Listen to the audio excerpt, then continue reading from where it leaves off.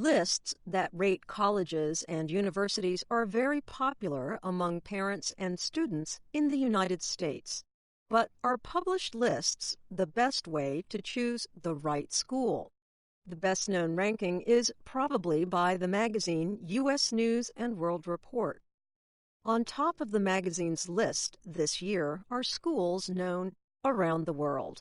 They include Princeton University in New Jersey, Harvard University in Massachusetts, Columbia University in New York City, the Massachusetts Institute of Technology, MIT, in Boston, the University of Chicago, and Yale University in Connecticut.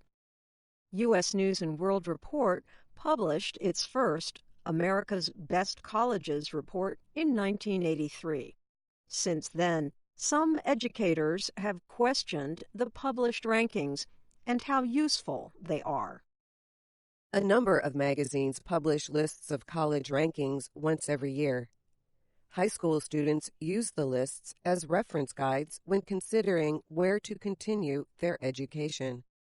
There are plenty of schools to choose from. Across the country, more than 4,000 colleges and universities offer undergraduate degree programs. Last month, Forbes published its college ratings for 2019. It listed 650 schools. That represents only about 15% of all U.S. institutions of higher learning. The magazine's top 5 are a little different from those of U.S. News and World Report. They are Harvard University, Stanford University in California, Yale University, MIT, and Princeton University. Like other lists, Forbes considers things like student satisfaction, how successful college graduates are, and how much money they make. The magazine adds another important piece of information: how much debt students will owe after they graduate.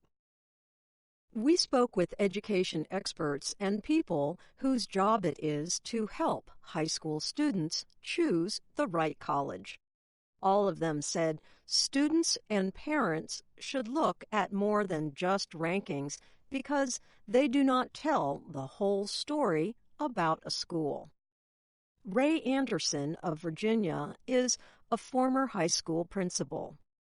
He now works with a service called AGM College Advisors. It provides guidance on higher education to students and their families.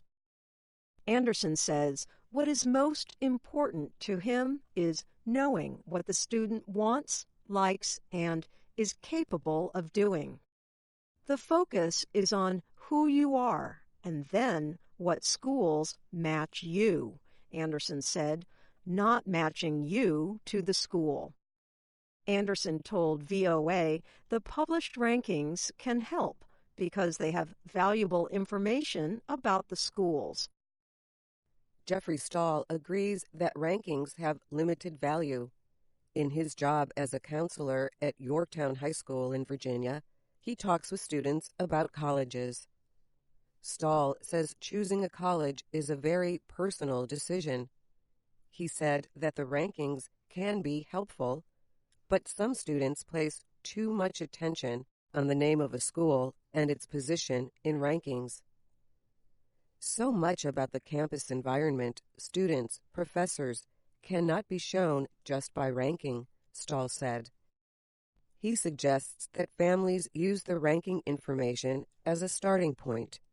Then they should widen their search, make their own list, and go see the colleges for themselves. But David Hawkins is critical of the college rankings. He is with the National Association for College Admission Counseling. He told VOA that rankings are not mathematically proven to measure the quality of any single college, much less to provide comparisons between colleges. Hawkins said lower-ranked schools may have difficulty getting students interested in their programs. As such, he said, The rankings have been known to create ethical problems as institutions misreport data or otherwise seek to manipulate their ranking. Like the other experts we spoke with, he said students must look past those ratings to gain a more factual opinion about the schools for themselves. In July, U.S. News & World Report deranked 5 institutions from its list for misreporting information. Because of this, the magazine said, their ranking number was higher than they otherwise would have been. The 5 included the well-known University of California at Berkeley. Hawkins noted that people overseas might think the rankings come from the U.S. government. That is not true, he notes. We try to emphasize that these are commercial publications rather than official rankings of any sort. Richard DeMillo heads the Center for 21st Century Universities at the Georgia Institute of Technology. He also is a professor at Georgia Tech, a school that moved up 13 positions on Forbes' latest list. DeMillo says while the higher rank is nice, it does not matter. He believes that Forbes, U.S. News & World Report, and other publications are providing a service if you ignore the ranking part of it. For example, he finds the information about all the study programs to be useful. The ratings sometimes list lesser-known schools that might be strong in a field of study that a student is interested in. All the experts VOA spoke with had similar advice for students looking for the right college. Go visit the school, talk to the admissions officers, and talk with current students. There are so many hidden gems out there, Jeffrey Stahl said. Just because a college doesn't make the list doesn't mean it doesn't have great programs and resources. I'm Ann Ball. And I'm Dorothy